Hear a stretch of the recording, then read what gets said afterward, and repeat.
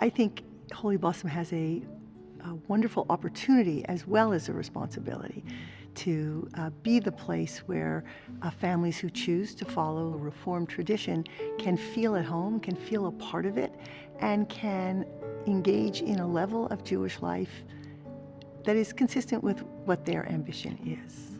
And I would add to that I think Holy Blossom, because of where it physically is in the city, is always under the eyes and scrutiny of non-Jews.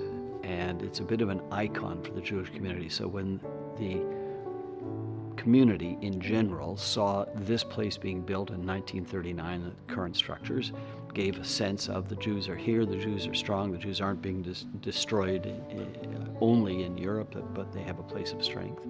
And I think that in the 2000s, when they see the renewal going on, the confidence our community has, I think it sends a very important signal to the non-Jewish community. We're here, we're staying, we're strong.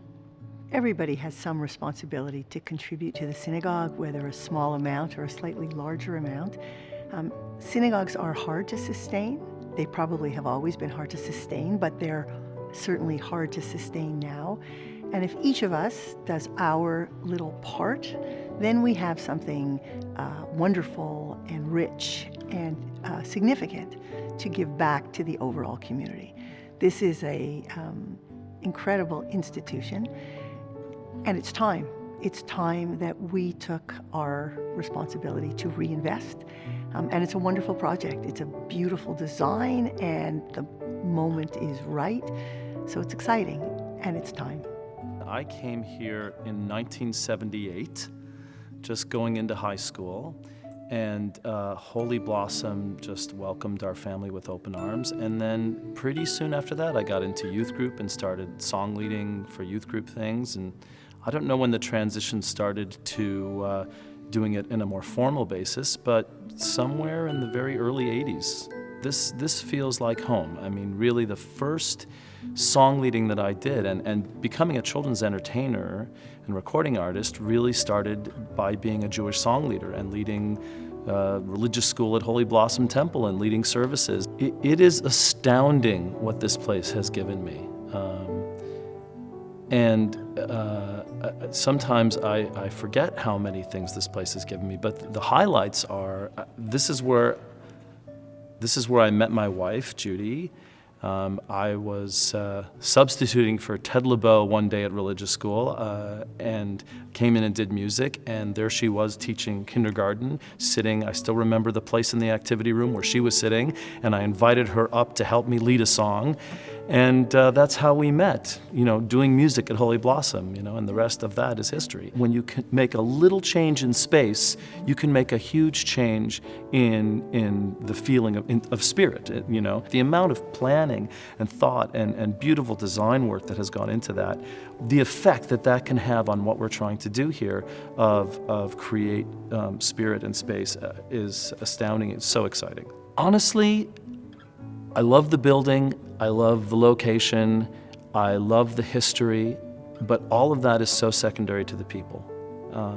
For me, it's about the community that's here. My biggest wish is that more people find out what we have here, is that more people walk by and say, wow, this looks like a really cool place, and that whatever it is, whether it's the beautiful new building, whether it's a friend that goes that invites them, whatever it is that motivates them to walk across that door, that they're welcomed with open arms, as I was, and that they can start to get a sense of the community that is so lacking in our lives now, and the connection.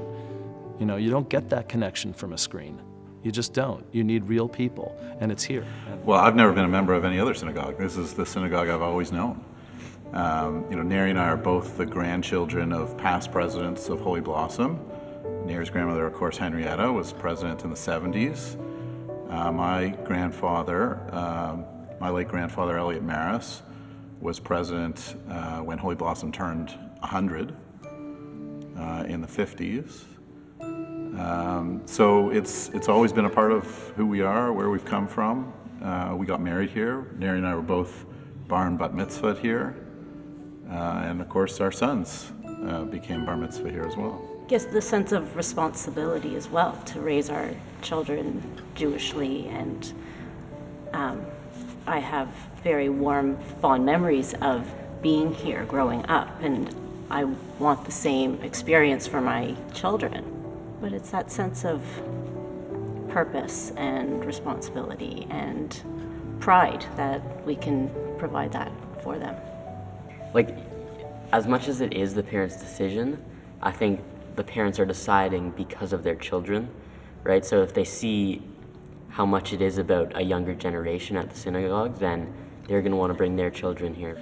Well, I think a big differentiator for Holy Blossom among other synagogues in Toronto is that it's a piece of establishment, not just the Jewish establishment, but the Toronto establishment. There's not a lot of synagogues that have 160-year history, and I think that's special. I think it's something that we should build upon. I can tell you exactly. It was 31 years ago, and I was about to give birth to a child, and I suspected it was going to be a girl. And we wanted a place to name our daughter that we were both comfortable. And that's when we joined. And if I can just embellish the story a little bit, in a few weeks, we're going to be coming back and naming our granddaughter at Holy Blossom Temple. I'm crying already. The Renewal project to me is so exciting, and on so many different planes and so many different dimensions. And it starts for me with what we actually have here. And I'm sitting in this magnificent sanctuary. It is inspiring, this room. There are other rooms here that are not inspiring. And we need to fix it. There have been times when I've actually been embarrassed bringing guests here because of the condition of some of the rooms. And so many years ago, I hate to say it, but many years ago when I was first asked to sit on the transition committee, I saw it as a wonderful opportunity to get involved at the beginning with how we could envision how Holy Blossom can blossom. There's a pull to this place, and I can't explain it. I guess it's in my heart. I want to be here. I want to give my time. I want to learn here, and I want others to be comfortable here. Jack and I are donors, and it really is our privilege. We are so grateful to be in a position that we can help. And when Joan came to us and asked if we could help even a little bit more, and we talked about it, we said yes. I see this as an investment. I see what we've done as an investment in the future.